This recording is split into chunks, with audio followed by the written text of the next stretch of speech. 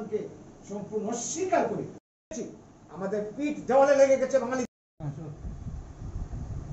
আজকে কি উদ্দেশ্য আছে আপনাদের সাংবাদিক? হ্যাঁ, আজকে আমরা খুব একটা জরুরি বিষয়ের উপরে সাংবাদিক সম্মেলন রেখেছি আমরা মন্ডির পক্ষ থেকে। সেটা আপনারা জানেন যে বর্তমানে এই যে এডিসি এলাকায় যারা ক্ষমতা আসীন তীব্রামথার দল, তাদের দলের যিনি বর্তমান প্রধান প্রদ্যুৎ কিশোর দেব বর্মনজি, তিনি গতকাল একটা খুব বাজে মন্তব্য করেছেন একটা সাংবাদিক সম্মেলনে।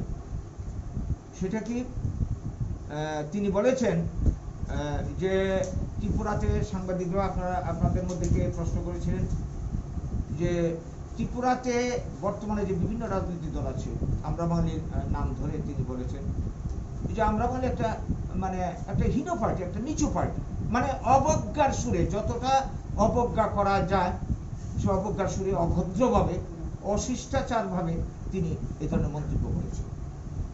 প্রসঙ্গটা উঠেছিল যে ত্রিপুরাতে আমরা বাঙালি দল ত্রিপুরাল্যান্ডের এনআরসি বিরোধিতা করছে, এই ব্যাপারে ওনার মন্তব্য কি।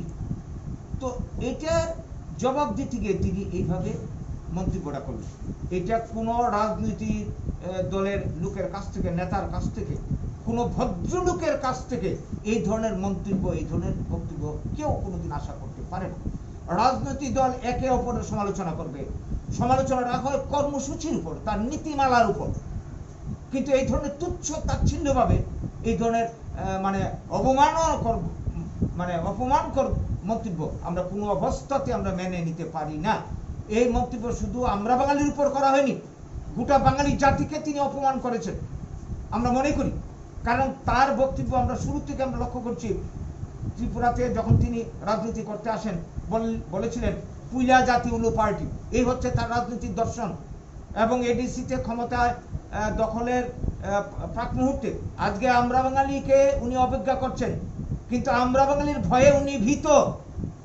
উনি বলেছিলেন এডিসির নির্বাচনের সময় যে যদি কাউকে চ্যালেঞ্জ করতে হয়, তার দলের লোককে উদ্দেশ্য করে বলেছিলেন তাহলে আমরা বাঙালিকে চ্যালেঞ্জ করে। সেটা আপনারাও জানেন, গত এক সপ্তাহ আগে খুমলুঙে এদের লোকের একটা মিটিং করেছে, তার নির্দেশে নিশ্চয় হয়েছে, সেখানেও আমরা বাঙালি দলকে টার্গেট করে তিনি মন্তব্য করেছে, তার দলের লোকেরা বিশ্রী ভাষায় গালিগালাজ করেছে। এবং গো ব্যাক বাংলাদেশি তো অনবরত বলছে, ত্রিপুরাল্যান্ড চালু করার জন্য, এনআরসি চালু করার জন্য অনবরত চেষ্টা করে যাচ্ছে। তো এখানে যখন আমরা প্রতিবাদী হয়ে উঠেছি, তিনি আমাদেরকে সহ্য করতে পারছেন না। কাজেই এই যে ব্যাপারটা, এটা আমরা কোনো মতে মেনে নিতে পারি না। আপনারা জানেন এই গ্রেটার ত্রিপুরাল্যান্ডের ব্যাপারে এর আগে আমাদের অনেক কথা হয়েছে, তাদের টার্গেট গোটা রাজ্যের। ওই কালকেও সাংবাদিক সম্মেলনে এই কথাটা তিনি বলেছেন, আমরা যেটা আগে আশঙ্কা করেছিলাম, আজকের এই কৃষ্ণনগর, আজকের এই অভয়নগর থেকে শুরু করে সমস্ত এলাকা তারা এডিসি এলাকার মধ্যে ঢুকিয়ে নেবে, তারা সামনের নির্বাচনে প্রতিদ্বন্দ্বিতা করবে। এটা তাদের ব্যাপার, করতেই পারে, অধিকার সবাই আছে, এটা নিয়ে কথা না। কিন্তু তাদের টার্গেটটা কি, লক্ষ্যটা কি, এটা পরিষ্কার হয়ে গেছে, দিনের দিন পরিষ্কার হচ্ছে। গোটা ত্রিপুরায় তারা ত্রিপুরামতার প্রশাসন কায়েম করবে, গ্রেটার ত্রিপুরাল্যান্ড করবে, সামনে এনআরসি প্রয়োগ করবে, ইত্যাদি ইত্যাদি করবে। যা কিছু করুক, এটা তাদের মধ্যে তারা কাজ করবে। আমরা যারা বাঙালি অংশের মানুষ, আমাদের যে সমস্ত আইনের মাধ্যমে আমাদের অধিকার, আমাদের অস্তিত্ব, আমাদের সাংবিধানিক যা অধিকার দেওয়া ছিল সমস্ত শেষ হয়ে আমরা পথের বিক্রি হতে চলছি, যাদের দ্বারা, যে সমস্ত আইনের দ্বারা আমরা এটা কিভাবে মেনে নিতে পারি না। এই ৭৪ বছর আমাদের অনেক সর্বনাশ হয়েছে, কংগ্রেস, সিপিএম, বর্তমান বিজেপি করে, আর বাকি সর্বনাশটা করতে চেয়েছে এবং ত্রিপুরামতা এবং তাদেরকে, ত্রিপুরামতাকে যারা সহযোগিতা করতে পেছন থেকে তারা। কাজেই আমরা মনে করি এই ত্রিপুরামতার প্রধানের এই যে বক্তব্য, এর পেছনে শুধু তার মাথা না, অনেকের মাথা বা প্ল্যান কাজ করছে যে আমরা বাঙালিকে পেছনে সরিয়ে রাখো। কারণ আগামী দিনে বাঙালি মার খেতে খেতে এখন চেতনা ফিরছে, বাঙালি জাগরণ হচ্ছে। আগামী দিনে বাঙালি তার ঋত গৌরব, অধিকার সে আদায় করে নেবেই আন্দোলনের মাধ্যমে, এইটা তারা বুঝতে পারছে। তাই এই ধরনের কথাবার্তা তারা বলছে। আমরা এই প্রদ্যুৎ কিশোরজির এই ধরনের মন্তব্যের তীব্র বিরোধিতা করছি, ধিক্কার জানাচ্ছি তার এই হীন মানসিকতার জন্য, এবং তাকে আমরা আহ্বান করছি তার এই মন্তব্য প্রত্যাহার তিনি করবেন, দুঃখ প্রকাশ করবেন।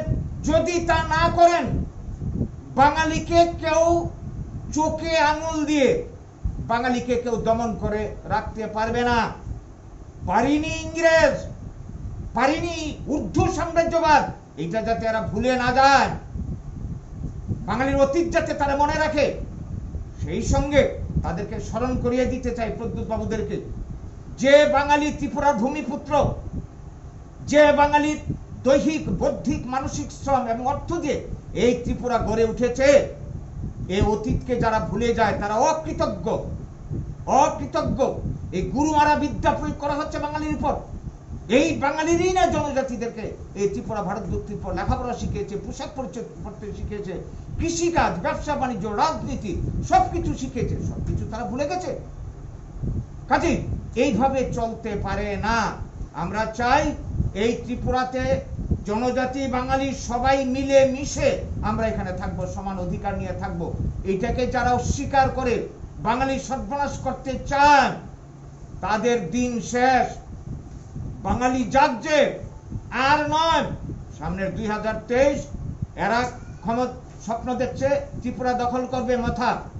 আমরা বলতে চাই, এই রাজ্যের বাঙালিদের কাছে আহ্বান রাখছি, সমস্ত পার্টি, এতদিন আমরা সিপিএম, কংগ্রেস, বিজেপি করেছি, আমাদের বিরুদ্ধে যত আইন হয়েছে একটার পর একটা, জেলা পরিষদ থেকে শুরু করে, সামনের দিনে গ্রেটার ত্রিপুরাল্যান্ড এনআরসি হলে আমাদের ভবিষ্যৎ শেষ। আর এই কাজটা যারা করতে চাইছে, সামনে এগিয়ে এসছে মাথা, তাদেরকে যারা সহযোগিতা করছেন তারা বাঙালি জাতির শত্রু। কাজে আমাদের অস্তিত্ব অধিকার রক্ষার প্রশ্নে আমরা বাঙালি দলকে সামনে এগিয়ে নিতে হবে, 2023 সামনে এগিয়ে আনতে হবে। সমস্ত প্রতিরোধকে ভেঙে চুরমার করে আমাদের এগিয়ে যেতে হবে, এছাড়া কোনো রাস্তা নেই। এই 2023 হবে ত্রিপুরার বাঙালির জন্য শেষ নির্বাচন। আজকে প্রসঙ্গত এই কথা উঠে এসছে, প্রধান তিনিও এই কথাটা সামনে বলেছেন, সামনে নাকি তারাই ক্ষমতা দখল করে বাঙালিকে শায়েস্তা করবে। সেই জন্য আমি এই প্রশ্নটা তুললাম আজকে আপনাদেরকে। এই কারণে আমাদের ডেকে না যে এই যে চক্রান্ত ষড়যন্ত্র দীর্ঘদিন ধরে চলছে, এইভাবে আর চলতে পারে না। আমাদের পিঠ দেওয়ালে লেগে গেছে, এবার আমাদের বাঁচার পালা। আমরা সমস্ত অন্যায়, আমাদের অবিচার বঞ্চনার বিরুদ্ধে উপযুক্ত জবাব আমরা দেব, বাঙালিরা দেবে, বাঙালিরা মানসিকভাবে তৈরি হচ্ছে। এই বার্তাটা আজকে আমরা আপনাদের মাধ্যমে আজকে আমাদের যারা শেষ করে দিতে চায় তাদের কাছে, সবাই কাছে আমরা তুলে ধরতে চাইছি।